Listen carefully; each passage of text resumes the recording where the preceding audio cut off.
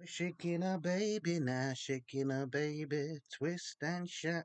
Hi everybody, welcome back to the channel.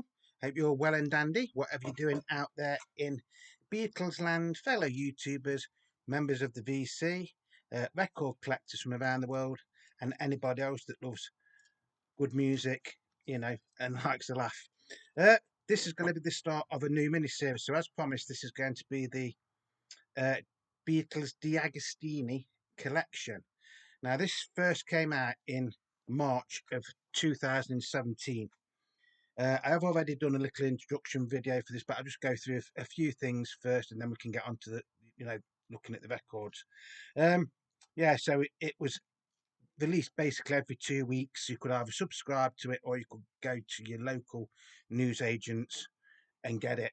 The LPs, when you bought them separately, ranged between 16.99 at the time for a single LP, and doubles and triples with a bargain price of £24.99. £24.99 for a double album, eh? Our times have changed. Excuse me 1 second. These were pressed by MPO in France, and you did get little booklets with them, which, to be fair, aren't that good. But they were by Kevin Howlett. Now, the thing that a lot of people moaned about when these came out were that these are digital pressings, they're not analog. So technically, it's taken from a digital source or digital file. So although the LP records, they're actually the same as a CD. It is a bit more technical than that, but that is the only way I can explain it without going to really lots and lots of detail.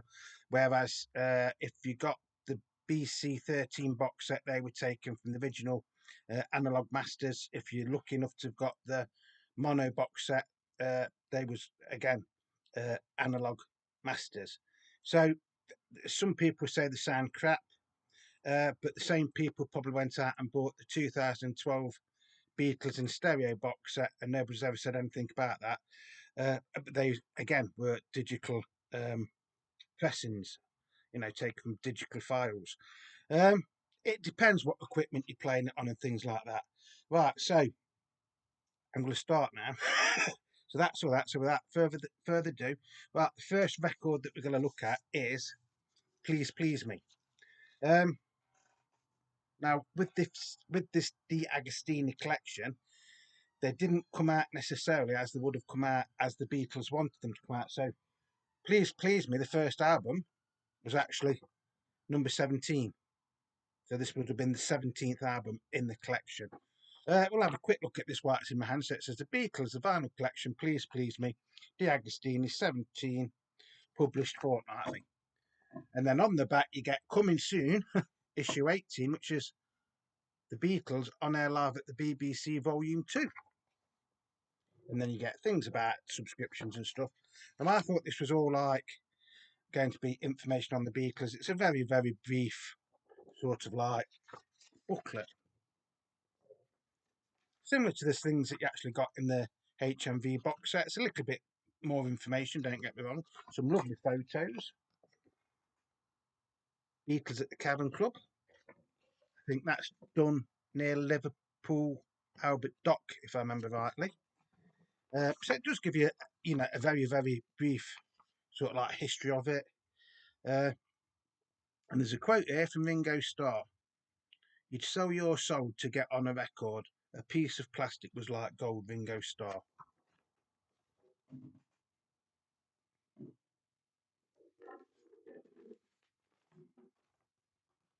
But that is it. So it's like a very basic information booklet. Right, so I've listened to this LP. Now, in this series, I'm going to listen to all of these records exactly the same. They're going to be on my Technics deck, going through the Denon amp and coming through the Denon speakers. So I've listened to this LP. So this is it. This is it. So this is the majority of the LPs in this collection were sealed. Excuse me. So this is one that I had to unseal. Now, some people say, what are you unsealing them for? Because I want to play them. Simple. I know some people buy collections like this. They never play them. They never unseal them. They just sit in the corner gathering dust. That's not me.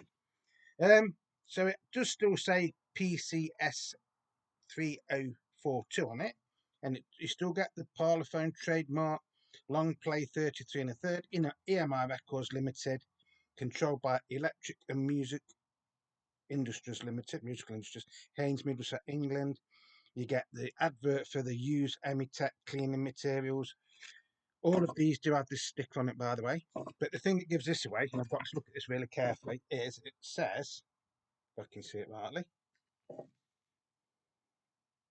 digital remastered, published 2009. The copyright and the sound recording is owned by Calderstone Productions Limited, a division of Universal Music Group.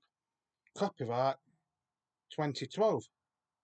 Calderstone Productions Limited, a division of Universal Music Group. This label copyright information is subject to the copyright protection. All rights reserved. Artwork copyright 2012. Apple Corps Limited. Beatles is a trademark of Apple Corps Limited, made and printed in the EU. 2017, licensed by Universal Music Group to Deagostini Publishing, SPA. Now, I'm sorry I had to use that, but it is very, very small writing. So if I put that there and you wanted to see it, or that bit there, or that there. So overall, yeah, package is virtually identical to the 2012 version, which I've got here. Now these were pressed by MPO in France. Listening to this record, Ben, you've got to remember how many times I've listened to the Please Please Me LP over the years. Hundreds, if not thousands of times. Now I sat here, I turned my chair around like that, and that is how I'm going to listen to all of these records. It's going to be on the same volume and everything all the time, which we'll go into in a little bit. First, let's have a look at the record. So you've seen the cover is absolutely amazing. Really, really nice. It's a shame it isn't in a flip back sleeve, but hey, yeah, you can't have everything. This is the sleeve it was in, obviously, because I've just like unopened it or unsealed it. And this is on the famous gold and black Parlophone label.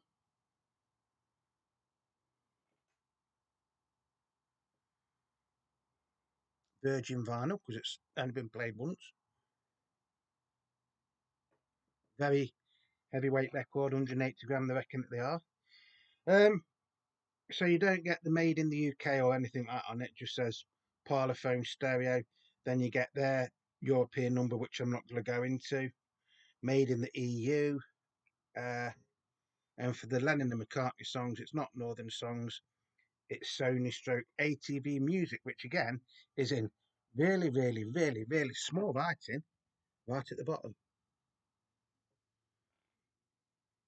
So you don't get any of the like YEX numbers out on here. All you get is MPO, and then you get Please Please Me A. That's it. That's in the dead wax. And then you get on side 2, you get MPO B. Please Please Me, and then B again in the dead wax. So it is a nice looking at LP. If an LP can be nice looking, I meant the labels and everything are really, really nice. An original gold and black stereo Please Please Me LP will cost you hundreds, if not thousands of pounds. So the price I paid for these, which I'll go into again in a bit, is an ideal way to get into these in one way. So track listing, if you don't know it, is I Saw Her Standing There, Misery, Anna, Go to Him, excuse me, Chains, Boys, Ask Me Why, and Please Please Me. So that is side one. Side two is Love Me Do, P.S. I Love You, Baby It's You, Do You Want to Know a Secret, A Taste of Honey, There's a Place, and Twist and Shout. I'm sure you all know what the LP songs are on this. Or this is exactly the same as the original 1963 LP, the liner notes by Tony Barrow. Right, so when listening to this, so like I say, I was sat here, I just spun my chair around, moved it back a little bit that way, sat in between my speakers basically, and listened to it through the speakers. I'm not going to listen to it through headphones or things like that because that is not the way that I usually listen to records. I'm going to do this as I would listen to my records anyway. I was very, very pleasantly surprised. For saying people slag these and the 2012 LPs off when there was released because they're saying basically you're listening to CD. You might be. I don't know. I'm, old school. I'll play something, and if I like it, I like it. If I don't, I'll tell you I don't. Now, the sound quality on these, to be fair, is pretty good. It is quite amazing. Um, I don't know if these were slightly recut or things like that, but I think it was cut in France at MPO slightly quieter. So therefore, when you play them, you get more like of the background instruments and things like that. I mean, I've always known that some of the songs on here were double tracked, and you can really, really tell on this. Paul's bass comes through fantastic during the whole of this. The guitars you can hear very, very, very clearly. The vocals on a whole are fantastic. They seem to jump out of the speakers. Again, this is just my opinion. If you've got top-notch hi-fi, you might think different, or they might sound different. If you've got a suitcase record, they're going to sound different. Suitcase record deck, they're going to sound different too. I can only tell you what they sound like on my setup. Ringo's drums sound fantastic. To be fair, out of all the years I've listened to this and the hundreds, if not thousands, of times I've played this LP, and I'm being honest here, as honest as I can, this is probably the best sounding Please Please Me I have ever heard. Right? That includes the originals from the 60s, the repressings on the 2-box EMI Parlophone Silver and Black label in the 70s and the 80s. Sounds better than any CD I've ever heard, to be honest. So if this is a digital transfer, it's done a really, really good job. I can understand some of the purists not wanting to know about these things, but I've never ever heard this album in such good quality as this. Now, yes, everybody's ears are different and everybody's equipment is different. If you listen to it in a massive room, it's going to sound completely different to what sounds like in my record room or my music room. If you listen to it in a dead tiny space, it's going to sound different. But to me, this is the best sounding Please Please Me I've ever heard up until now. Now, the only thing I compare it with, because I don't think it's really going to be fair to compare it to an original from the 60s or one from the 70s or 80s on the 2-box EMI Silver and Black Parlophone. But I do have this, which is the 2012 version, which was in the Beatles stereo box set. So after playing that, I played this. And again, it does say digital remaster 2009, the copyright. And so it says everything that it says on the bottom of that one, except it doesn't say under license to Deagostini, and you don't get the Deagostini sticker, which, by the way, you can't take off. If you try and take them off, you just rip the cover. So, and again, this is on the black and gold label, even in the same sort of inner sleeves.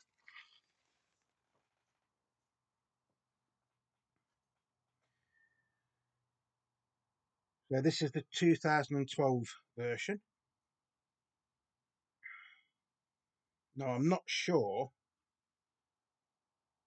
where these were pressed. It does still say made in the EU and things like that on it, and I don't know if the numbers are the same or not. Just to be honest, they're very, very small. Um,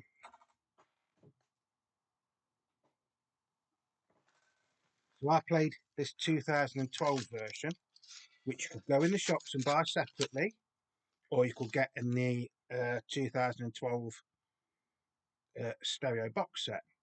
Um, it's very, very close.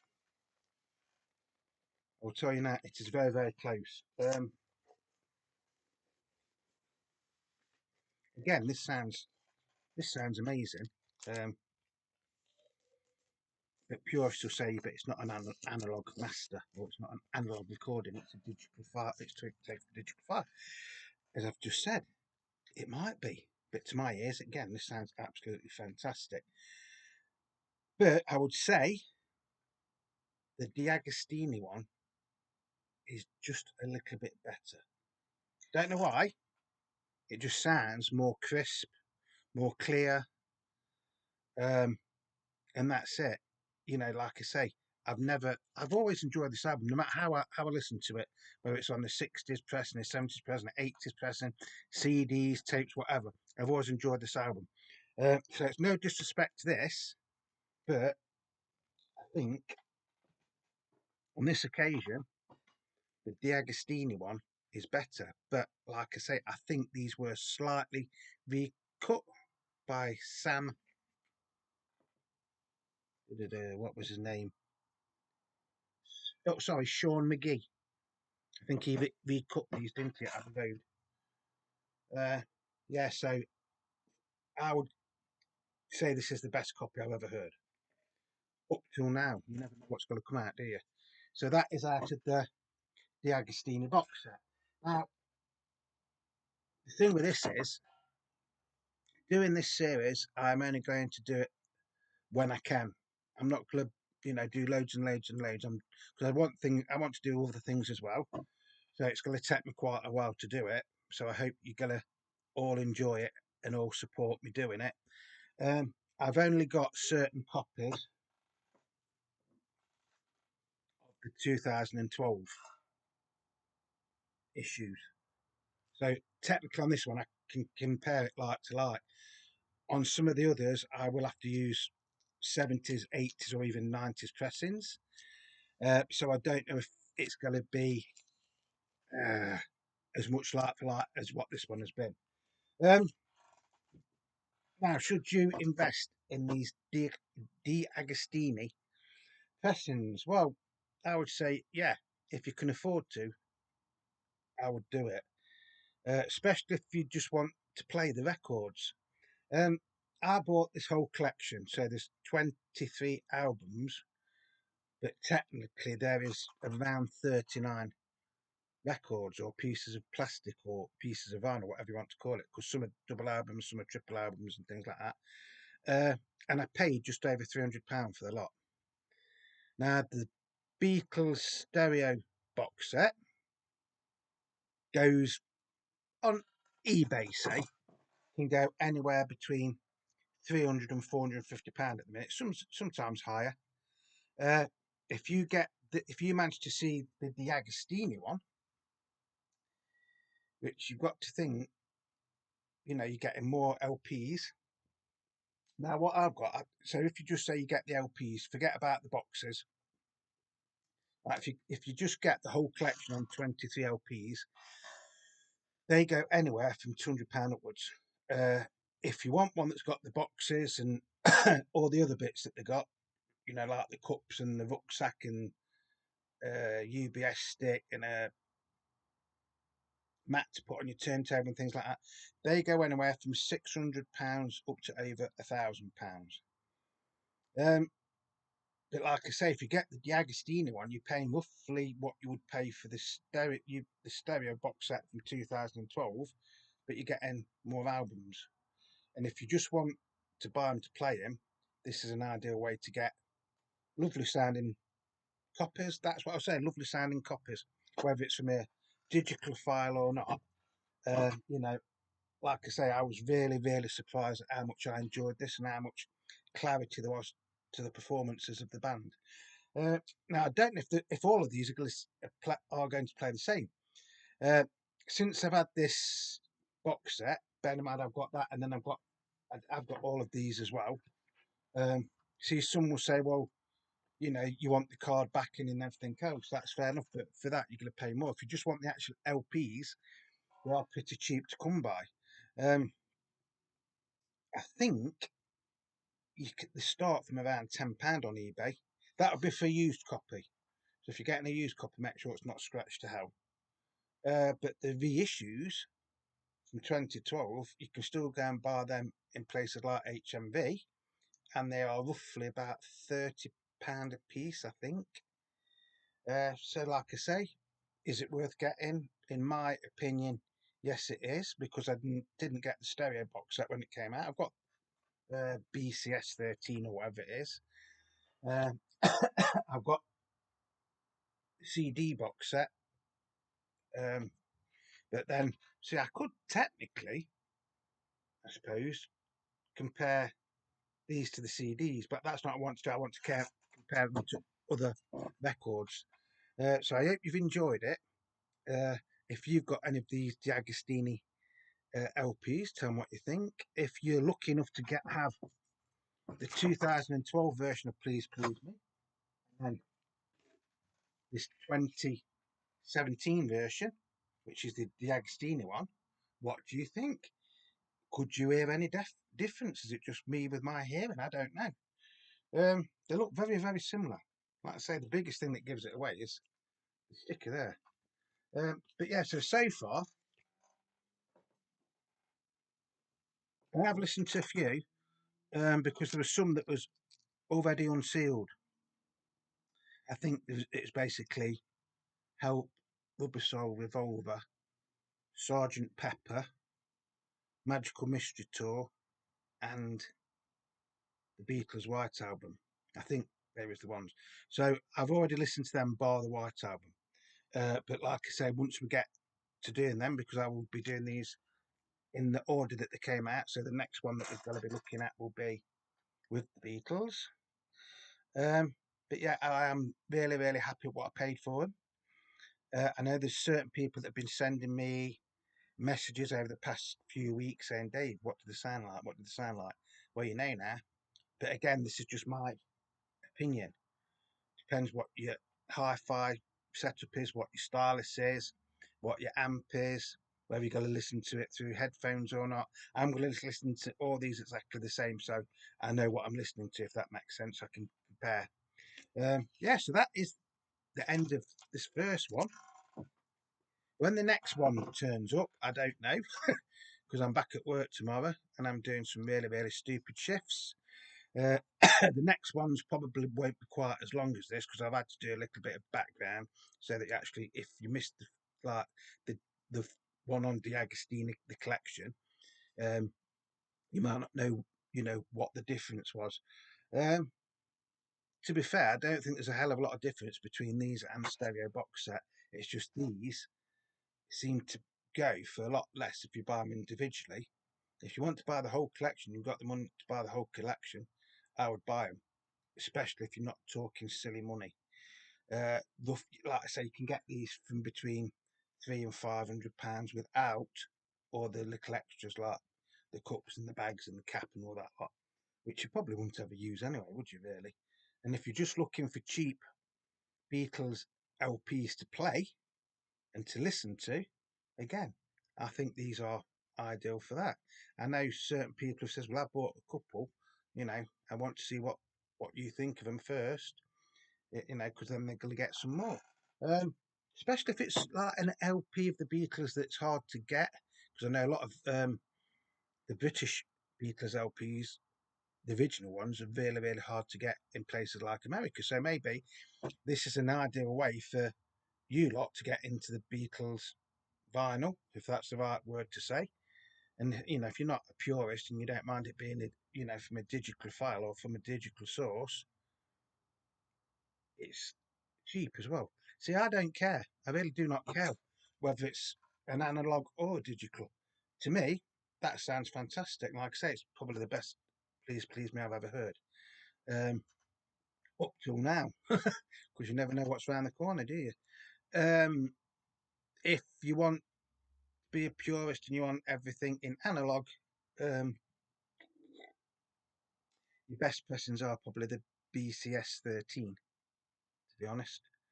But I'd say these sound better than them anyway. So, but it's all in the ear of the listener, isn't it? So that's going to be it. Whatever you're doing, please stay safe. If you're in the UK, please try and keep, uh, drinking lots of water and keeping the shade and things like that. You'll have to excuse me. I've got a little bit of hay fever coming back now. Yeah, so I'm happy with what I've heard so far of these. More to come. If you've liked this video, just do me a favour and leave me a thumbs up. If you want to leave a comment and it's going to be a nice comment, not something stupid, please do it. And that's it. So until the next time, it's Beatle Dave wishing you all peace, love, and happiness. Love and peace, man. Love and peace, man. And I don't know when the next video in this series is going to be. It might not be even the next video that I do, but I will be doing everything. Now, do you just want me to do the Beatles studio albums? Because that is all that box there is now just basically the studio albums and Past Masters volumes 1 and 2, and that one. So that would be like you would get in the stereo box set, except you don't get the book, but you get all these pamphlets. Uh, or do you want me to do the whole lot and go through all the compilations that are in it and everything else? Again, if you let me know in the comments what you want me to do, I'd like to do the whole lot, but it's going to take time. It's not going to take weeks. It's going to take months. It could even take over a year to do this, to be honest.